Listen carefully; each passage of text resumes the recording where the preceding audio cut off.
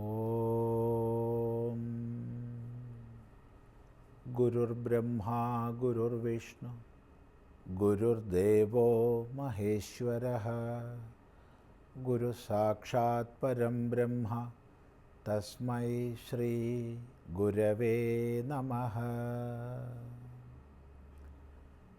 ഓം സദാശിവസമാരംഭാം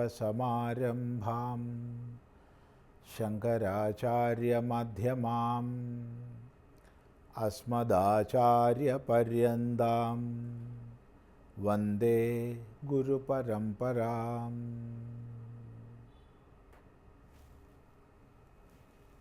ശ്രീരാമ സീതാ തത്വം സീതാദേവി ഹനുമാന് ഉപദേശിക്കുന്ന ഭാഗമാണ് നമ്മൾ ശ്രദ്ധിക്കുന്നത്. അവിടെ കേവലം സത്താമാത്രനും അദ്വിതീയനുമായിട്ട് ശ്രീരാമനെ മനസ്സിലാക്കാൻ ഉപദേശിച്ചു. ആ പരമാത്മാവിൻ്റെ അനന്യാഭിന്ന ശക്തിയായിട്ട് മൂലപ്രകൃതിയായിട്ട് തന്നെ മനസ്സിലാക്കാനും സീതാദേവി ഉപദേശിക്കുകയാണ്. അവിടെ കേവലം പരമാത്മ സാന്നിധ്യത്താൽ ആ അഭിന്ന ശക്തിയിൽ നിന്ന് സകല സൃഷ്ടി വിശേഷങ്ങളും പ്രകടമാവുകയാണ്. അതാണ് എന്നുടെ പതിയായ പരമാത്മാവ് തൻ്റെ സന്നിധി മാത്രം കൊണ്ട് ഞാനിവ സൃഷ്ടിക്കുന്നു എന്ന് പറഞ്ഞത്. എന്നാൽ തത് സാന്നിധ്യം കൊണ്ട് എന്നാൽ സൃഷ്ടമായവയെല്ലാം തത് സ്വരൂപത്തിലാക്കിയിടുന്നു ബുധജനം. വിവേകശാലികൾ ഈ പ്രകൃതിയുടെ സകല സൃഷ്ടിജാലങ്ങളെയും, അതായത് മായികമായി സംഭവിക്കുന്ന സകല സൃഷ്ടിജാലങ്ങളെയും പരമാത്മാവിലേക്ക് അധ്യാരോപിക്കുന്നു. ഇവിടെ വളരെ ശ്രദ്ധേയമായൊരു വിഷയമാണ്. അടിസ്ഥാനമായ സത്യം ഒരു മാറ്റവുമില്ലാതെ നിലകൊള്ളുകയാണ്.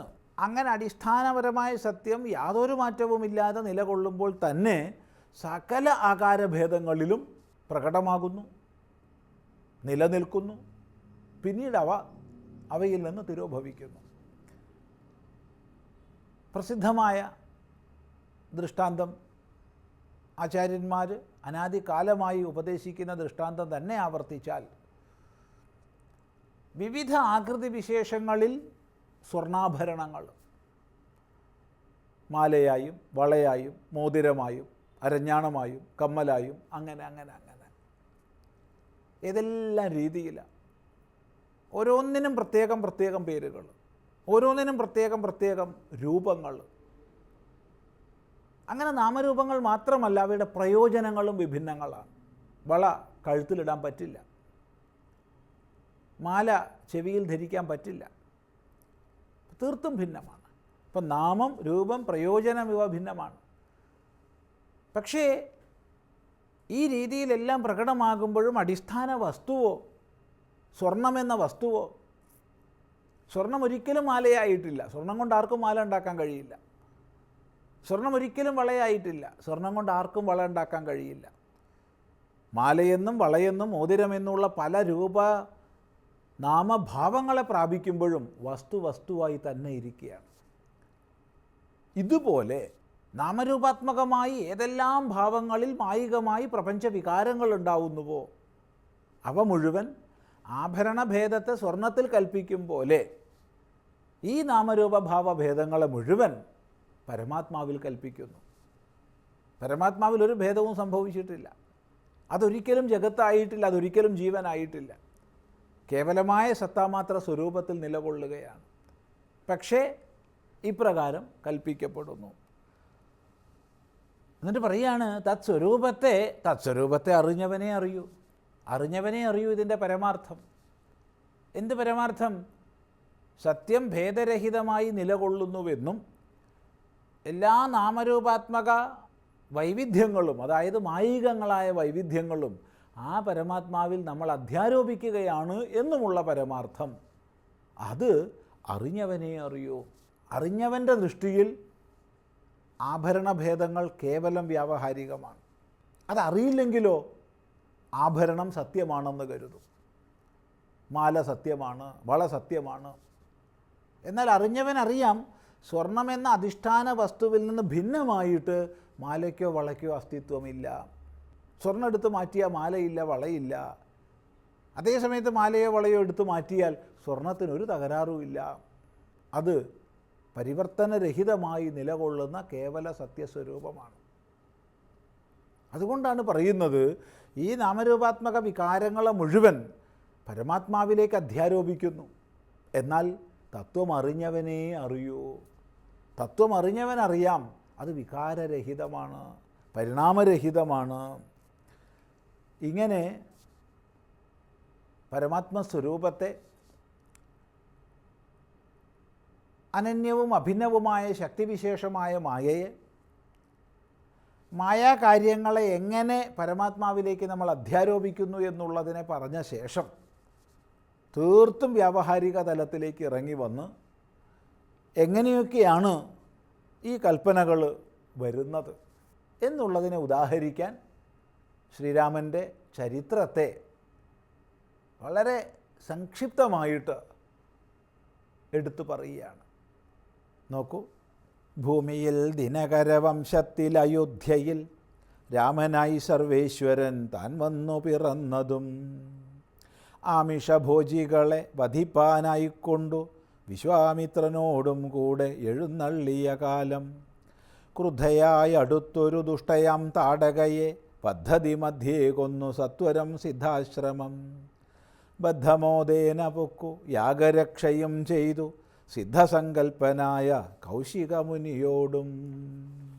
മൈഥില രാജ്യത്തിനായി കൊണ്ടു പോകുന്നേരം ഗൗതമപത്നിയായോരഹല്യാശാപം തീർത്തു, പാദപങ്കജം തൊഴുതവളെ അനുഗ്രഹിച്ചാദരപൂർവം മിഥിലാപുരിക്കകം പൊക്കു, മുപ്പുരവൈരിയുടെ ചാപവും മുറിച്ചുടൻ മത്പാണിഗ്രഹണവും ചെയ്തു പോരുന്ന നേരം, മുൽപോക്കു തടുത്തൊരു ഭാർഗവരാമൻ തൻ്റെ ദർപ്പവുമടക്കി വൻപോടയോധ്യയും പോക്കു, 12 സംവത്സരമിരുന്നു സുഖത്തോടെ താതനും അഭിഷേകത്തിനാരംഭിച്ചാനതു, മാതാവു കൈകേയിയും മുടക്കി അതുമൂലം ഭ്രാതാവാകിയ സുമിത്രാത്മജനോടും കൂടി ചിത്രകൂടം പ്രാപിച്ചു വസിച്ച കാലം താതൻ വൃത്രാരിപുരം പൊക്ക വൃത്താന്തം കേട്ട ശേഷം, ചിത്തശോകത്തോടുദകക്രിയാദികൾ ചെയ്തു ഭക്തനാം ഭരതനെ അയച്ചു രാജ്യത്തിനായി. ഇവിടെ പാരമാർത്ഥികമായി പരിണാമരഹിതമാണ് പരമാത്മതത്വം. എങ്കിലും മായികമായി സംഭവിക്കുന്ന അല്ലെങ്കിൽ സ്വീകരിക്കുന്ന എല്ലാ നാമരൂപ ഭാവഭേദങ്ങളെയും പരമാത്മാവിലേക്ക് അധ്യാരോപിക്കുന്നു എന്ന് പറഞ്ഞു.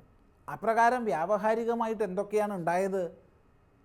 അവിടെയാണ് ശ്രീരാമചരിത്രത്തെ വളരെ സംക്ഷേപിച്ച് സീതാദേവി എടുത്തു പറയുന്നത്. അതിൻ്റെ വിസ്തരണം നമുക്കെല്ലാം അറിയുന്നതാണ്. രാമായണത്തെ സാമാന്യമായി മനസ്സിലാക്കിയിട്ടുള്ള എല്ലാവർക്കും അറിയാം രാമൻ്റെ ചരിത്രത്തിൽ എന്തൊക്കെയാണ് പ്രധാന സംഭവഗതികളെന്ന്. അതുകൊണ്ട് അതിവിടെ ആവർത്തിച്ച് പറയേണ്ടുന്ന ഒരാവശ്യവുമില്ല.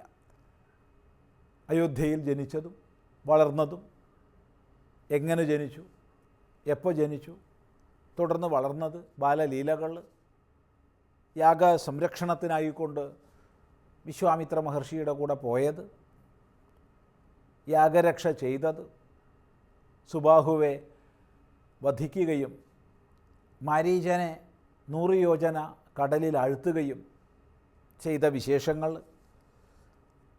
അനന്തരം മിഥില രാജ്യത്തേക്ക് പോയതും, ആ പോകും വഴി ഗൗതമ പത്നിയായ അഹല്യയ്ക്ക് ശാപമോചനം നൽകിയതും, അങ്ങനെ മിഥിലയിലെത്തി സീതാദേവിയെ വരിച്ചതും,